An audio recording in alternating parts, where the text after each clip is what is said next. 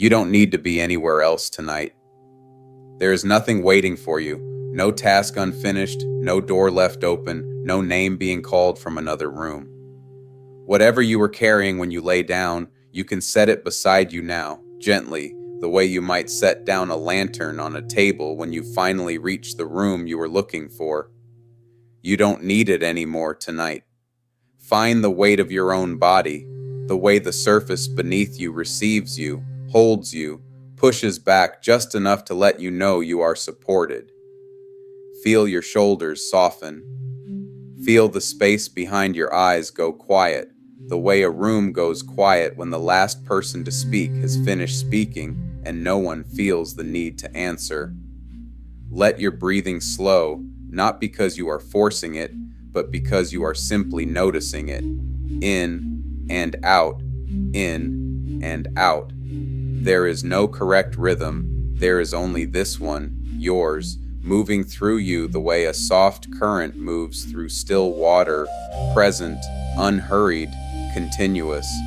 In a moment, you will travel somewhere, not quickly, not with any effort.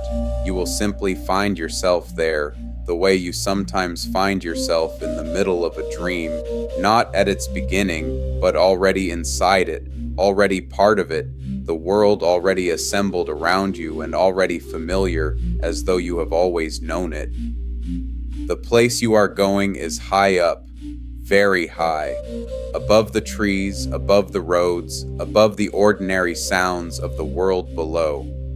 It is a place of mist and soft lantern light and the slow, patient work of someone who has nowhere else to be. It is a place where the air itself seems to have slowed down, where every breath you take carries the clean, cold taste of altitude, of clouds, of stone that has never been warm, and glass that is always slightly fogged. You are the warden of the Pale Terminus, and tonight is a routine evening shift. Take one more slow breath, and step inside. The station announces itself first through warmth, a subtle, radiating warmth that presses outward through the glass of the front observation window and meets the cold air of the platform where you are standing, and for a moment you exist in both temperatures at once, the cold at your back and the warmth ahead, and the sensation is not unpleasant.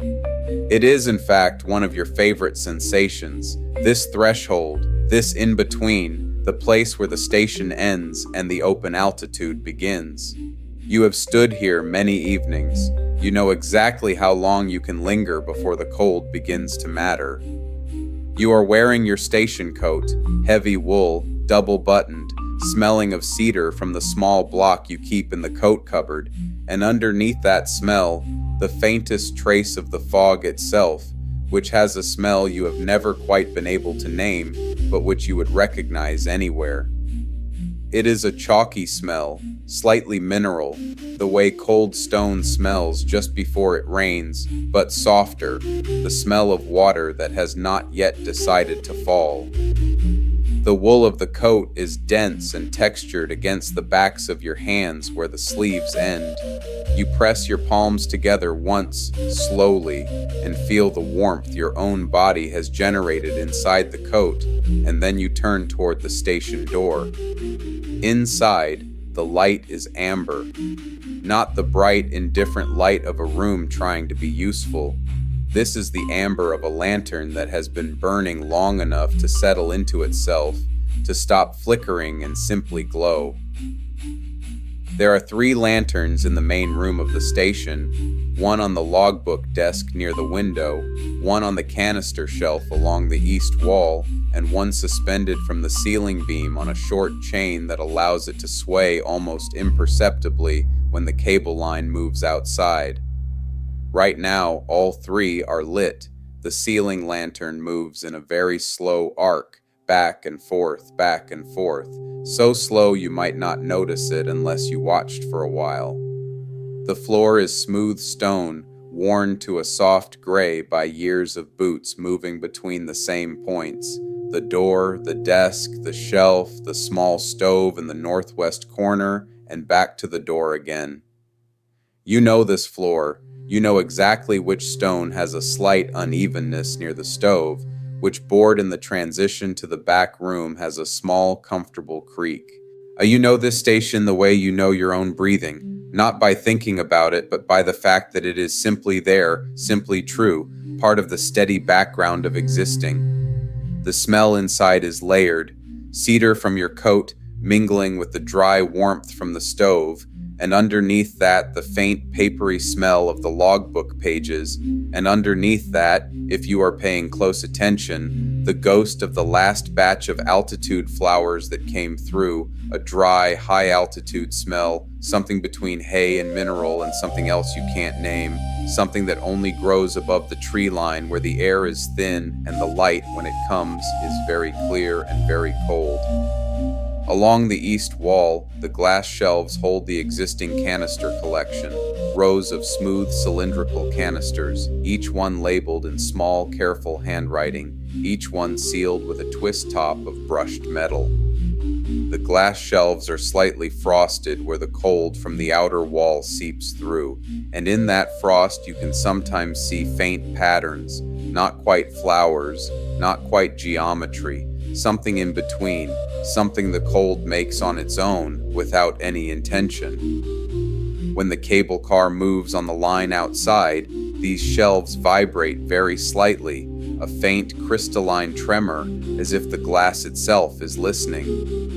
The observation window faces west, toward the direction the cable car line descends into the fog. It is a large window divided into 4 panes, each one slightly thick, slightly imperfect, so that the world through it appears soft at the edges, the pewter mist of the late afternoon sky, the dark suggestion of the cable line disappearing downward, the platform railing furred with condensation. The light outside is the particular gray of high-altitude dusk, not dark, not bright, but luminous in a way that seems sourceless, as if the fog itself is generating a faint glow from within. You can hear, distantly, the cable line. A low, occasional metallic groan, the sound of metal contracting in the cold, of tension held steady across a great span, of something designed to bear weight doing exactly what it was designed to do.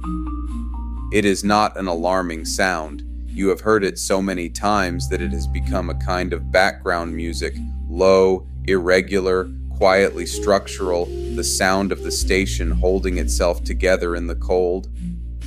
The stove is lit. You can hear it too, a soft, settled combustion, not crackling but breathing, the sound of a fire that has passed its enthusiastic phase and arrived at the steady, reliable phase that will carry it through the night. The warmth from it reaches you where you stand near the door, wrapping around your ankles first, rising slowly. You shrug your coat more firmly onto your shoulders and move to the logbook desk. The logbook is open to today's page. The morning entry is already there in your own handwriting. The arrival time of the first car, the weather notation, the canister count, the condition of the platform. The afternoon entry is there too, and now the page waits for the evening entry, which cannot be completed until the last car of the day arrives. You sit in the desk chair. It has a slight lean to the left that you have never bothered to correct because it has become comfortable, because your body has learned to lean with it, because by now it would feel wrong to sit in a chair that didn't lean slightly left. You pick up the pencil. It is a short pencil, worn down from many entries, the wood warm from sitting in the small tray beside the logbook where it always rests. You roll it once between your fingers, not writing yet, just holding it, just being here. Outside, the fog presses softly against the glass. The pewter light deepens by a single shade. And somewhere below, still invisible, still somewhere in the white, the last cable car of the day is making its slow, patient ascent. You are not in a hurry. The car will arrive when it arrives. That is the nature of this place. That is the nature of this work. Things arrive when they arrive. You receive them, you record them, you let them rest. You set the pencil down, you fold your hands on the desk, and you wait in the amber light, in the warmth, in the soft and chalky smell of fog pressing against warm glass. You wait with the patience of someone who has learned that waiting is not the same as doing nothing. Waiting, at this altitude, is its own kind of work, and you are very good at it. After a while, the time is difficult to measure here, where the light changes so gradually that you sometimes cannot say whether 5 minutes or 20 have passed. You hear the first sign of the cable car. Not a sight, not yet, a sound. It is the change in the cable line's voice. The low, occasional metallic groan shifts register, becomes slightly more continuous, slightly more rhythmic, a steady low vibration rather than an intermittent one. The glass shelves along the east wall respond, that faint crystalline tremor, the rows of smooth canisters trembling almost imperceptibly in their places, the frost patterns on the glass shivering at their edges. You have felt this change so many times that your body recognizes it before your mind does, a small relaxation somewhere in your chest, a settling, the way a person settles when they hear a familiar footstep approaching from outside. You stand and move to the observation window. For a long moment there is only the pewter mist, uniform, soft, sourceless. The cable line emerges from it at an angle, descending away from the platform into the white below, and it is this line that is vibrating now, very slightly, the tension in it changing as something moves along it from below. You watch the place where the line disappears into the fog. You watch the fog itself. And then, gradually, the way a thought gradually becomes clear, there is light. A warm amber suggestion diffusing through the pewter mist, not a point but a glow, the way the sun appears through cloud, not as a disk but as a general brightening of the world. The lantern on the front of the cable car, making its slow ascent, is still far below, still deep in the fog, but it is there, present, warm, patient. You watch it grow. It takes time. The cable car moves at the pace it has always moved, unhurried, steady, the pace of something that knows exactly where it is going and has no reason to rush. The amber light brightens by degrees, and as it does, the shape around it begins to solidify. First the dark suggestion of the car's body, then the square outline of its windows, then the cable car itself, emerging from the fog the way a word emerges from the back of your mind when you stop trying to remember it. It sways slightly. It always sways slightly, a gentle pendulum motion, side to side, barely perceptible but present, the motion of something suspended, something that has learned to be comfortable with not being entirely still. The amber lantern at its front sways with it, tracing a small, slow arc through the mist. The car reaches the platform with a sound you know well, a low, settling clunk, the sound of the arrival mechanism engaging, the car coming to rest against the bumper with a patience that mirrors your own. The cable line's vibration changes again, steadies, quiets, settles into its resting tone. The glass shelves stop their trembling. You pull on your coat. It is already warm from the station, and stepping out onto the platform will be cold, and you move to the platform door. The cold air meets you immediately, pressing its chalky mineral weight against your face, filling your lungs with altitude. You breathe it in. It is a clean cold, not a biting cold, the kind of cold that wakes you gently rather than sharply, that says here, pay attention rather than get away. The cable car sits on the platform, its lantern still burning, its windows slightly fogged from the interior. The door opens with its familiar sound, a soft pneumatic hiss, the door sliding back to reveal the car's interior. Inside the car, arranged with care on the padded floor, are the evening's arrivals. 3 canisters, smooth and cylindrical, each one sealed with a brushed metal twist top, each one labeled in the small, careful handwriting of whoever prepared them below. Handwriting you have seen so many times you would recognize it anywhere, though you have never met the person who makes it. The labels are crisp, slightly damp at the edges from the fog of the ascent. You can read them even in the amber lantern light. Sample designations, altitude notations, collection times. Beside the canisters, a bundle wrapped in wax paper, the altitude-flowers. You can smell them even before you unwrap them, that dry, high, unnameable scent drifting out through the wax paper, papery and mineral and faintly alive. The bundle is tied with a single piece of plain cord, knotted once, the knot small and neat. And beside the flowers, set slightly apart from the other parcels, as though whoever loaded the car had wanted to give it a little space, a small wooden box. It is perhaps the size of 2 hands placed side by side. The wood is pale, something light-grained and smooth, sanded to a finish that is not quite polished but close, the kind of surface that has been touched many times and has absorbed something of that touching. There is no label. There is no marking of any kind. And it hums, not loudly, not with any urgency.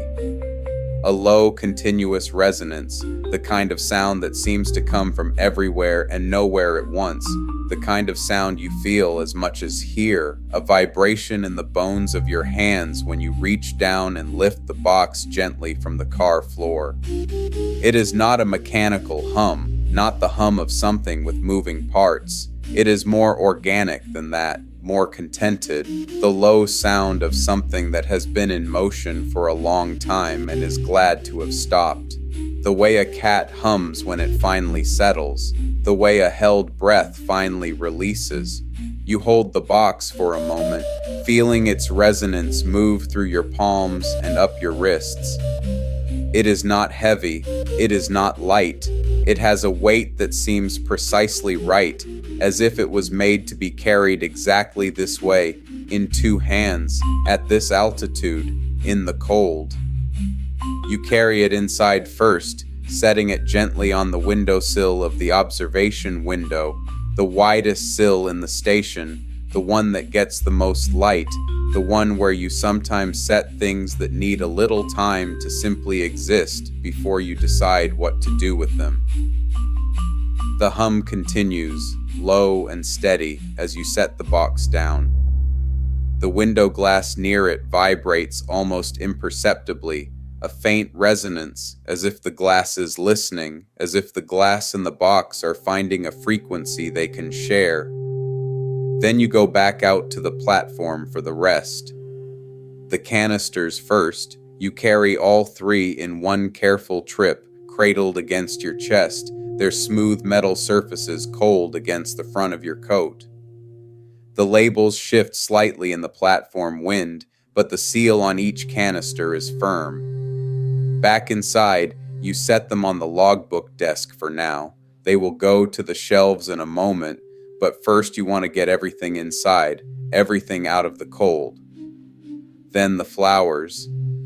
You carry the wax paper bundle in both hands, and as you walk back across the platform, the wind lifts the corner of the wax paper very slightly, and the smell of the altitude-flowers comes to you more strongly, dry, papery, mineral, that high-altitude scent that you have never been able to describe to anyone who hasn't smelled it themselves. You hold the bundle a little closer.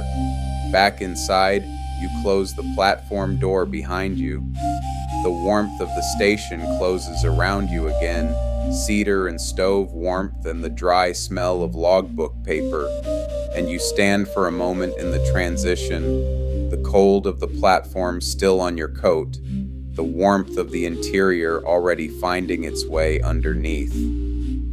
On the windowsill, The small wooden box hums softly. You set the flower bundle on the desk beside the canisters, and then you go back outside one final time to release the cable car. The release mechanism is simple, a lever on the platform wall, worn smooth at the grip from years of use. You pull it once, slowly, and the car responds, a soft clunk of disengagement, the slight forward motion as the cable resumes its tension, and then the car begins its slow descent. You watch it go. The amber lantern at its front grows smaller with steady patience, swaying slightly as the car descends into the mist below.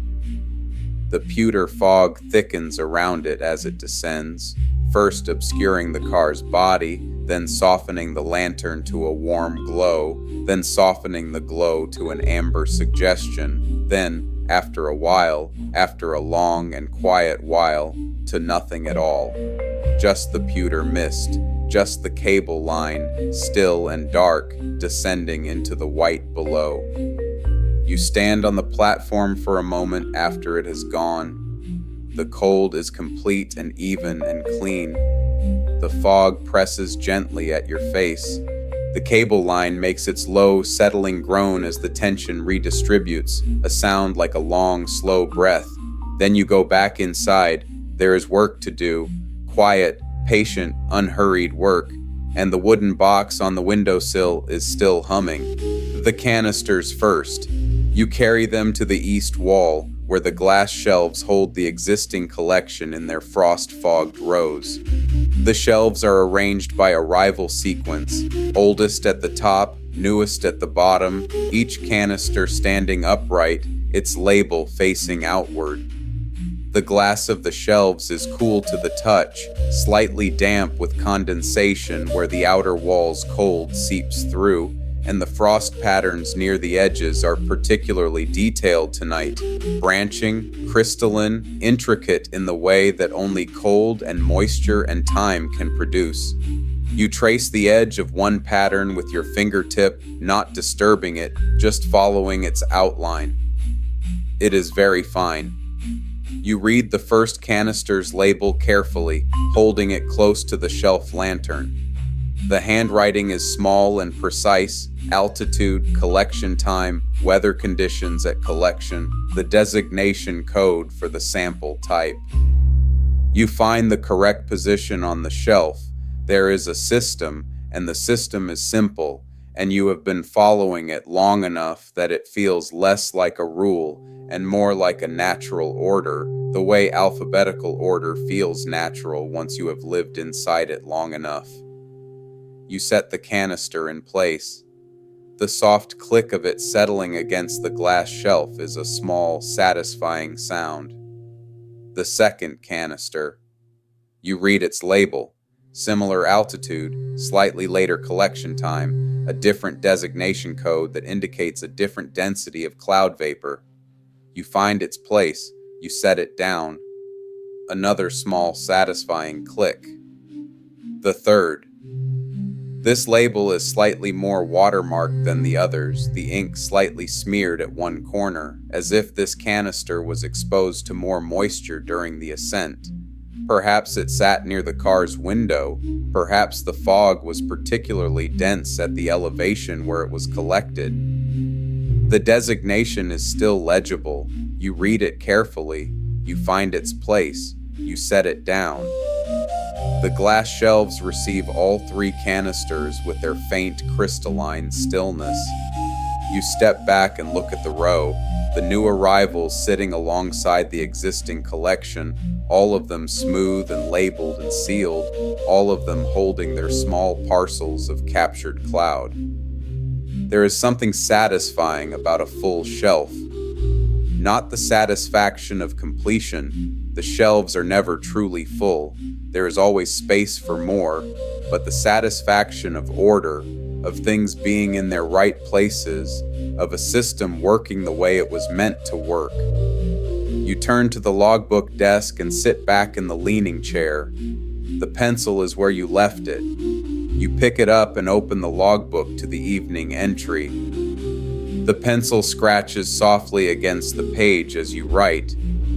You note the time. The cable car arrived slightly late, which you will log without comment because the car is sometimes slightly late, and this is not a problem. It is simply a fact, one of the many small facts that make up an evening at the Pale Terminus. You note the weather, fog dense at platform level, visibility low, ambient temperature cold, but not severe. You note the arrivals, 3 canisters, designations, conditions, 1 bundle, altitude-flowers, condition good. You pause. You write, 1 small wooden box, unlabeled, condition. You stop. You look at the windowsill. The box is there, pale and smooth in the amber light, and its hum is still present, low, continuous, a resonance that you have already, in the short time since its arrival, begun to think of as simply part of the room's sound, the way the stove's breathing is part of the room's sound, the way the cable line's occasional groan is part of the room's sound. It has settled into the station's audio texture as naturally as if it had always been there. You write, condition, undisturbed, hum present, set on windowsill to rest. You set the pencil down, and the logbook entry is not quite complete. You will add the closing notes at the end of the shift, but the arrivals are recorded, and there is a particular quietness that comes after the recording is done, a sense of having given the day its proper shape on the page, of having said, yes, this happened, I was here, I noted it down. From the windowsill, the wooden box hums, low and steady, low and steady. Now the flowers. You take the wax paper bundle from the desk and carry it to the small secondary table near the stove, the one you use for unpacking, its surface slightly rough from years of use, slightly warm from its proximity to the stove's radiant heat. You set the bundle down and examine the cord before untying it. The knot is small and neat, as always, a single overhand, pulled tight but not stubbornly so. You work the knot loose with your fingers, slowly, and the cord falls away. The wax paper opens with a soft rustle. That papery sound, that particular quality of wax paper unfolding, crisp and dry and slightly hollow, a sound that belongs to the station as much as any other sound here. And with it, the smell of the altitude-flowers rises fully into the room, no longer filtered by the paper but present and complete, dry and mineral and faintly alive, the smell of high places, of thin air, of flowers that have adapted to cold and wind and the absence of most things that other flowers need. The flowers are pressed already. Whoever prepared them below has pressed them between sheets of absorbent paper before wrapping, so they arrive flat and dry, their colors slightly muted by the pressing, but their forms intact. There are perhaps a dozen of them, each one small, each one distinct, different species, different colors, different shapes of petal and leaf. You have received altitude flowers before, many times, and each bundle is slightly different, different combinations, different conditions of pressing, different degrees of dryness. These are particularly well pressed. The petals lie flat and even. The stems are straight. You carry the flowers to the logbook desk and open the logbook to the pressing section, the back third of the book, where the pages are slightly thicker, designed for exactly this purpose. You find the next blank page and lay the first flower on it, adjusting its position until it lies the way you want it, centered, stem slightly angled, petals spread evenly. Then you close the logbook over it, gently, firmly, the way you close something you want to keep. You do this for each flower in turn. Some go into the logbook, some into the secondary pressing book that lives in the desk drawer, its pages already thick with previous arrivals, bulging slightly at the spine. The work is slow and deliberate and quiet. The wax paper rustles each time you lift a flower from it. The logbook pages make their own soft sound, a dry whisper as they receive each new edition. The pencil scratches briefly beside each entry: arrival date, designation, condition, pressing quality.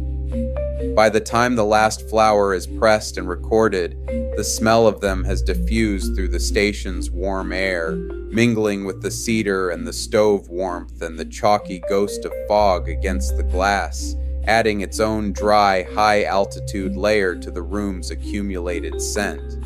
You sit for a moment with the empty wax paper in your hands, its faint crinkle as you fold it slowly, and the room smells like everything that makes this station itself.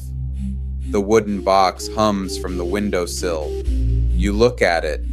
In the amber lantern light, its pale wood has taken on a warmer tone, the light finding the grain holding the light, the surface appearing almost to glow from within, or perhaps that is simply what pale wood does in amber light. The hum is unchanged, low, continuous, contented, if a thing can be contented. You find, as you look at it, that you have already stopped wondering what is inside it. Whatever it is, it arrived here. Whatever it is resting now. That is enough. You make tea. The small stove in the northwest corner serves double duty: combustion for heat, and a flat surface on top where a small pot of water can sit and slowly come to warmth. The pot is already there. You have a habit of filling it at the start of a shift, so that by the time the evening's work reaches its quieter phase, the water is ready without any particular effort on your part. You test the temperature with the back of your hand held near the steam, not quite boiling, which is correct, because at this altitude a full boil is too aggressive for pale grain tea, which prefers a gentler heat, a more patient heat. The tea tin is in the small cupboard beside the stove. It is a plain tin, slightly dented on one side from a time years ago when it fell, its label worn at the edges but legible: pale grain, high-altitude blend, steep for 3 minutes. You open it and the smell rises immediately, dry and slightly sweet and faintly mineral, the smell of the grain itself and of the altitude at which it was grown, and you have smelled this smell so many times that it carries with it the entire weight of every quiet evening you have spent in this station, every cup you have made and held and let cool slightly before drinking. You measure the tea into the ceramic cup, not a measuring spoon, just your hand, just the amount that experience tells you is right. The cup is a plain ceramic, pale gray, slightly thick at the rim, slightly warm already from being near the stove. You pour the water over the tea, slowly, watching it change color as the water meets the grain, a pale amber, exactly the color of the lantern light, exactly the color of the cable car's lantern disappearing into the fog below. Steam rises from the cup, unhurried. You carry the cup to the observation chair. The observation chair faces the great smudged window. It is a wide chair, its arms broad and flat, its cushion worn to the shape of long hours of sitting, of watching, of waiting in the particular way that watching and waiting at the Pale Terminus works, without expectation, without urgency, simply present. You settle into it. The chair receives you the way it always does, with a slight creak, a slight give, a slight sense of recognition. You hold the tea in both hands. The ceramic is warm against your palms. The steam rises, pale and continuous, and you can smell the tea before you taste it. That dry, slightly sweet, slightly mineral smell, rising with the steam in a slow column that disperses just above the cup. Outside the window, the fog has deepened. The pewter mist of late afternoon has shifted towards something darker, something more opaque, not black, not night, but the deep gray of a sky that has given up its light gradually and without drama, the way a fire gives up its heat, slowly, over time, until what remains is simply warmth and memory. The cable line is still visible, a dark line descending from the platform pulley into the white below, but it is the only distinct thing in the view. Everything else is the fog, and the fog is everything. You sip the tea. It is the right temperature, warm enough to be comforting, cool enough to drink slowly, which is the only way you have ever wanted to drink it. The flavor is gentle, the grain's faint sweetness, the altitude's mineral quality carried in the water itself, something else that you have never been able to name but that is always there, in every cup, a quality that seems to belong to this station specifically, as if the tea tastes different here than it would anywhere else, as if the altitude changes it, as if the fog changes it, as if the amber light changes it. You hold the cup in your lap and look out the window. The fog moves, very slowly, not dramatically, not in gusts or swirls, but in the slow, patient way that fog at altitude moves, the way it breathes, the way it shifts its weight from one part of the sky to another without any apparent purpose. Sometimes a slightly darker mass drifts past, a denser pocket of moisture, and sometimes a slightly lighter area opens and closes, a brief thinning that shows nothing particular before closing again. You have watched this window for many evenings, and you have learned that the fog's movements are their own story, not a story with a plot, not a story moving toward anything, but a story nonetheless, the story of water and cold and altitude and time. From the windowsill, not far from where you sit, the wooden box hums. You turn your head slightly to look at it. It sits where you placed it, its pale grain warm in the amber light, its resonance low and even. And in the deepening dark outside the window, the glass reflects the lantern light back into the room, and you can see the box's reflection in the glass, faint, doubled, slightly smudged, the way reflections in old glass always are. The reflection hums too, or seems to, its image vibrating almost imperceptibly in the old glass. You turn back to the window. You drink your tea.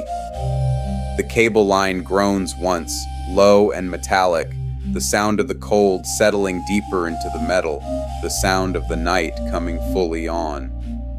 The glass shelves along the east wall vibrate in response, that faint crystalline tremor, the canisters trembling in their places, the frost patterns shivering at their edges.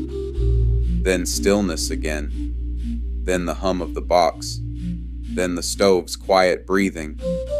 Then the fog, pressing its chalky weight against the warm glass, pressing and pressing, going nowhere, being nowhere but here. You drink your tea. You watch the fog. You listen to the station breathe around you. After a while, after the tea has cooled further in the cup, after the fog has shifted through several of its slow configurations, after the cable line has grown twice more and settled each time into its resting quiet, you set the cup on the chair's broad arm and return to the logbook desk. There is still the inventory to complete. The inventory is a slow, methodical task, one you have done many times, one whose rhythm you know so well that it requires very little active thought, which is perhaps why you find it so restful. You open the inventory ledger, a separate book from the logbook, narrower, its pages ruled in faint columns, and you begin at the beginning of the canister shelf, working left to right, top to bottom, reading each label aloud in a very low voice, barely a murmur, more breath than sound, and making the corresponding mark in the ledger. The canister labels pass under your eyes one by one. Altitude notations, collection times, designation codes, the language of the station's work, a language of precision and patience. You have read these labels so many times that the handwriting has become as familiar as your own. The slight leftward lean of certain letters, the way the sevens are written with a crossbar, the way the designation codes are always written in a slightly more deliberate hand than the other notations, as if the person writing them pauses slightly before each one, gives it a small moment of attention. The pencil scratches softly in the inventory ledger. Mark after mark, row after row, the familiar rhythm of accounting. Not the anxious kind of accounting, not the kind that involves worry or consequence, but the gentle kind, the kind that is simply the act of paying attention, of saying, yes, this is here, I have seen it, I have noted it, it is accounted for. The glass shelves vibrate faintly as you work, responding to some distant movement of the cable line, a vibration so subtle that you feel it more in your fingertips where they rest on the shelf edge than you hear it. The frost patterns on the glass glow faintly in the lantern light. The canisters stand in their rows, smooth and still. You reach the last shelf. The 3 new arrivals from tonight's car sit there, their labels slightly fresher than the others, their brushed metal tops slightly brighter. You read each one carefully, make each mark deliberately. Then you close the inventory ledger and set it on its shelf beside the logbook. The station's accounts are in order. You straighten slowly from the desk. Your back appreciates the straightening, not painfully, just the way a long-held position releases when the holding is done, the way a breath releases when you finally let it go. You roll your shoulders once, gently, and hear the small, quiet sounds of your own body settling. From the windowsill, the wooden box hums. You have been aware of it throughout the inventory, a constant low presence at the edge of your attention, not demanding anything, not requiring any response, simply there. Present, resonant, patient. You walk to the windowsill. You stand before the box for a moment, looking at it. The pale wood in the amber lantern light, the faint vibration of the window glass where the hum meets it, the way the box sits, solidly, evenly, as if it has found its level, as if the windowsill is exactly where it was always going to end up. You rest one hand on top of the box, very lightly. The hum moves through your palm, up through your wrist, a low and even resonance that is not unpleasant, not at all unpleasant, more like the feeling of holding something warm in the cold, more like the feeling of resting your hand on something that is alive in a quiet way, that knows you are there and does not mind. You hold your hand there for a long moment, then you let it rest. You take your hand away slowly. The hum continues, unchanged. You look out the window above the box. The fog is very dark now, not quite black, but a deep pewter gray, almost without luminosity, the light having finally drained from the sky fully and completely. The cable line is barely visible, just a darker suggestion against the dark gray, a line you know is there because you know the station, because your eyes find it automatically. Below, where the car descended hours ago, there is nothing, just the fog, just the darkness, just the long, patient night of the mountain. The station is warm, the stove breathes, the lanterns glow, the wooden box hums. You return to the observation chair. The tea in your cup has cooled to room temperature, not cold, not warm, simply the temperature of the room, which is a gentle temperature, a temperature that is easy to be in. You pick up the cup and drink the remaining tea in 2 slow sips. It has changed flavor as it cooled. The grain sweetness has deepened slightly, the mineral quality has become more present, and there is something new in the cooled tea that wasn't quite there when it was hot, some quiet complexity that only appears in the patience of cooling. You hold the last sip in your mouth for a moment before swallowing. You set the empty cup on the chair's arm. You sink a little deeper into the chair. The cushion has been accepting your weight for years, and it knows exactly how to receive you, where to give, where to support, the particular geography of long familiarity. Your hands rest on the broad arms of the chair. Your feet rest on the worn stone floor. The fog outside the window is a complete and even dark now, and the window has become more mirror than window, reflecting the warm amber interior of the station back at you, the 3 lanterns, the canister shelves, the logbook desk with its open book, and at the edge of the reflection, the windowsill and the pale wooden box humming its low and steady hum. You can see yourself too, faint and smudged in the old glass, a soft figure in a wool coat in an amber room at the top of the world. You look at yourself for a moment. There is something restful about seeing yourself from a distance, even the small distance of a reflection, something that allows you to simply observe without judgment, without anything required. You are here. You are warm. The work is done. Outside, the cable line groans once, a long, low metallic sound, the deepest groan of the evening, the cold having reached its fullest depth now that the night is complete. The glass shelves tremble. The ceiling lantern on its short chain sways almost imperceptibly, a slow, small arc, back and forth, back and forth. The shadows in the room shift with it, gently, and then settle again as the lantern finds its rest.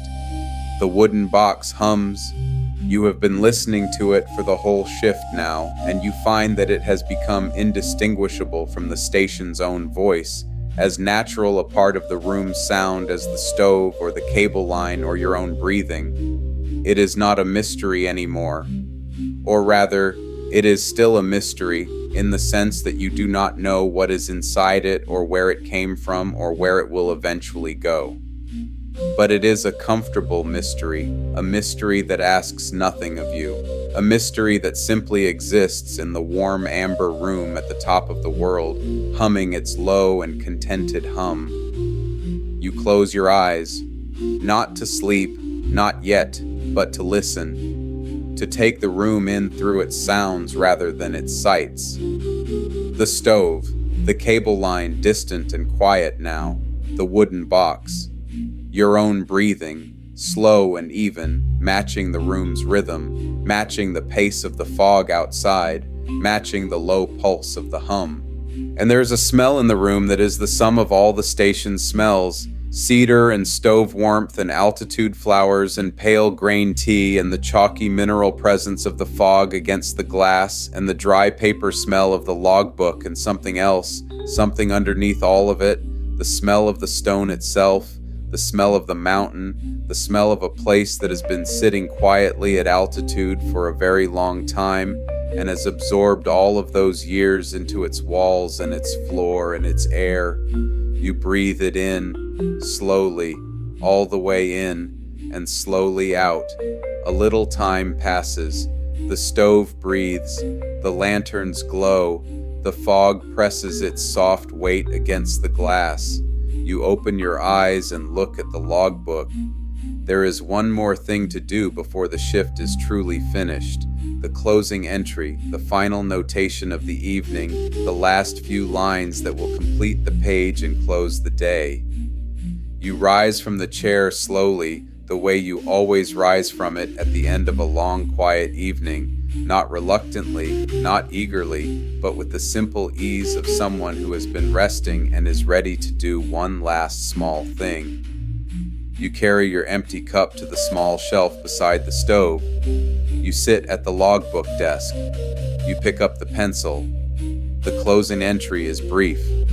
It always is. You note the time, the end of shift weather, fog dense, night fully on, cable line quiet, temperature stable, and then the summary notation, All arrivals received and logged. Inventory complete. Station secure. One wooden box on the windowsill, humming, at rest.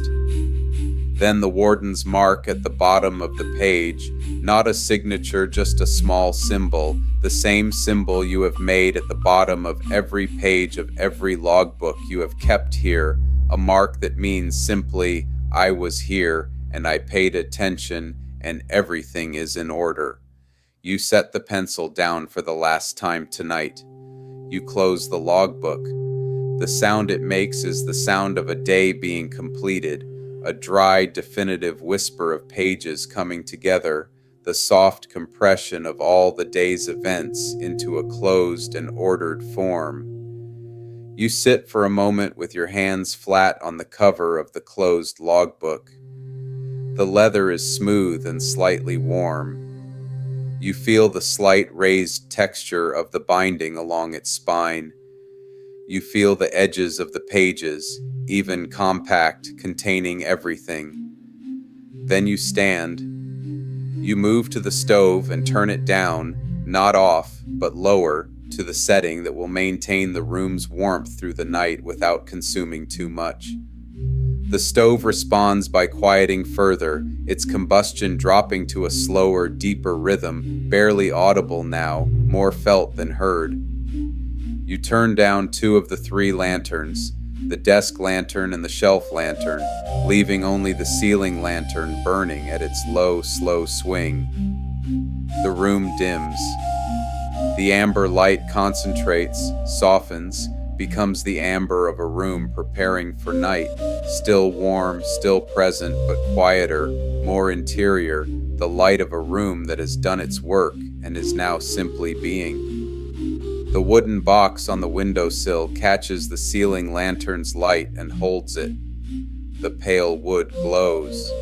The hum is unchanged, low, steady, contented, and in the quieter room it seems, if anything, even more present, more part of the room's essential character. You stand in the center of the main room and look at the station around you.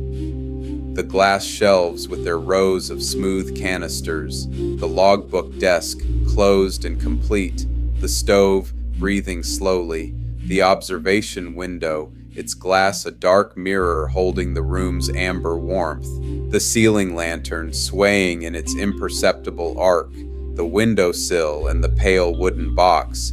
Everything is in its place, everything is in order, everything is at rest. You move to the small back room, the sleeping room, the room that opens off the main station through the doorway with the creaking board. The creak is familiar and comfortable beneath your step, a small announcement, a small acknowledgement. You are passing from the working part of the station to the resting part. The sleeping room is smaller than the main room, its ceiling lower, its warmth more concentrated.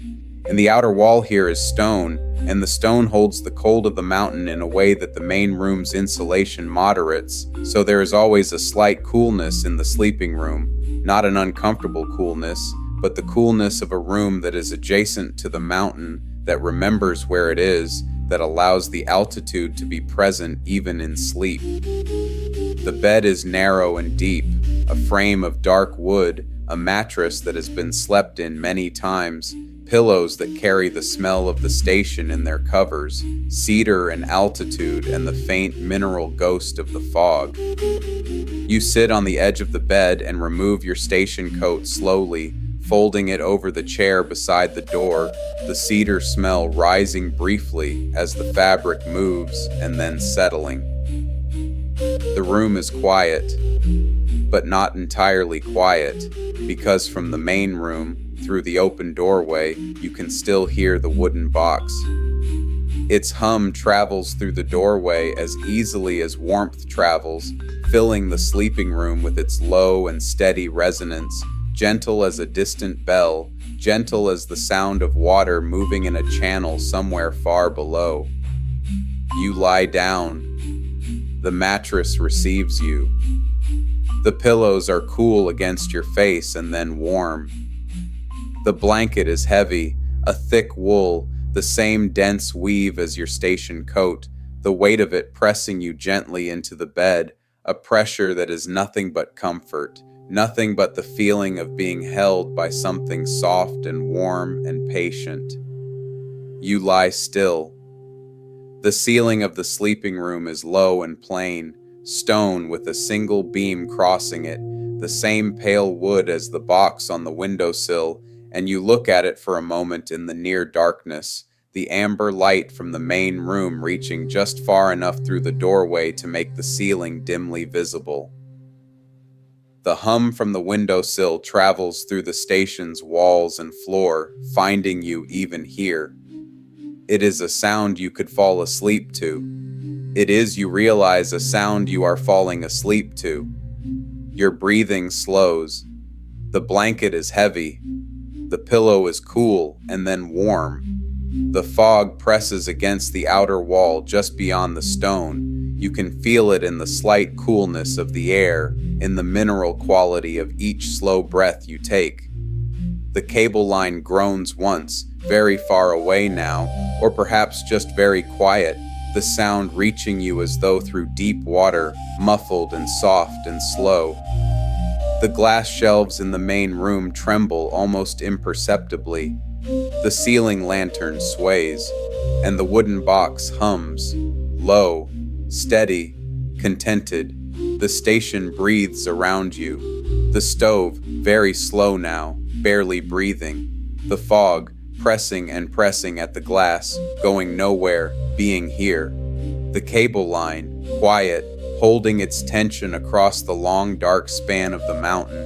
The canisters on their glass shelves, sealed and still, holding their small parcels of cloud in the dark. The altitude-flowers pressed between the logbook pages, dry and patient. The logbook closed, the day complete, and the hum, low and warm and present, moving through the walls, through the stone, through the blanket's weight, into your chest, matching your breathing, slow, even, in and out. The ceiling is very dim now. The amber light from the main room has softened to almost nothing, just the idea of light, just the warmth of it, reaching through the doorway like a hand extended in the dark. You are heavy. Your hands are heavy. Your shoulders, your legs, your face, all heavy, all resting, all received by the bed, by the blanket, by the patient darkness of the sleeping room. The fog is outside. You are inside. The mountain is below. You are above. The hum continues. It will continue. All night, the wooden box will sit on the windowsill in the amber room and hum its low, contented hum, glad to have arrived, glad to be still, glad to be in this warm room at the top of the world, while the fog moves slowly outside and the cable line holds its tension in the cold, and the canisters stand in their rows holding their clouds. All night the station will breathe, and you will breathe with it, slow, even, the sound of pencil on paper already far away, the smell of cedar, just a warmth, the weight of the blanket, just a presence. In the hum, still there, low and warm and easy and still, the fog presses softly, the stone holds the cold, the night holds the mountain, and the mountain holds you, the hum, low and still.